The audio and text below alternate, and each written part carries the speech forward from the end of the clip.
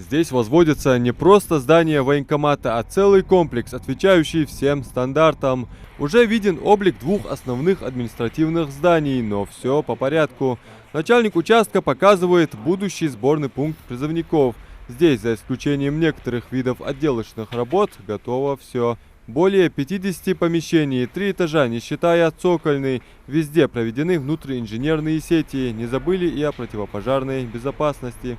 Я же теперь говорил, сейчас делается по новым технологиям, оббиваются они с двух сторон ГВЛ, и завершающий слой здесь будет креплата, уже полностью басарки, готовая креплата есть сейчас, новая технологическая материал. Это пожароустойчивый. Да, это пожароустойчивый материал, и креплата тоже будет пожароустойчивой. Вот здесь уже, видите, уже обили плиткой, вот в таком виде будет все здание.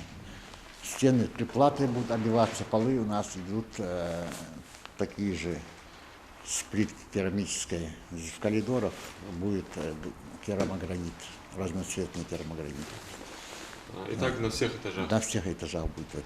А это уже административный блок военного комиссариата. Трехэтажное здание располагается напротив сборного пункта. Частично и здесь провели инженерные сети. Установить 20 окон на верхних этажах, заштукатурить, где это требуется, и можно приступать к работе.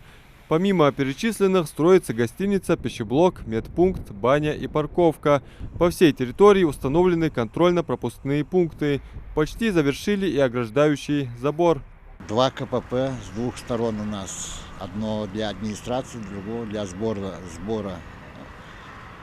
Столовая у нас здесь строится, гостиница, баня строится. Ну вот так, котельные, это все уже установлено, все у нас уже стоят. Все коммуникации, все уже закончены. Уличные работы у нас только осталось осветительные столбы поставить, все. Здесь мы полностью проложили коммуникации, все проложено здесь. Инспекция каждый месяц приезжает с Краснодара, военная проверку делает. Пока вроде таких замечаний нету, чтобы сказать замечаний. Возводить объект начали год назад. Завершить строительство планируют в сентябре 2022 года. Сейчас выполнено свыше 70% всех работ. Важно, что в проектно-сметную документацию внесли еще и здание казармы.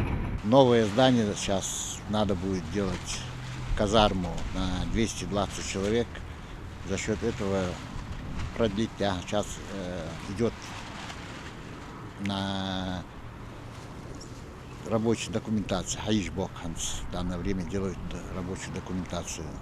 Необходимость строительства нового военного комиссариата назрела давно, ведь нынешнее здание не соответствует военно-секретным требованиям. Ко всему прочему, еще и в предаварийном состоянии. Ну а новый военкомат сможет одновременно разместить более 100 призывников. Здание после его эксплуатации планирует стать самым престижным на всем Северном Кавказе. На реализацию такого масштабного проекта выделено свыше 450 миллионов рублей. Адам Мережков, Мухаммад Шаухалов, Новости 24.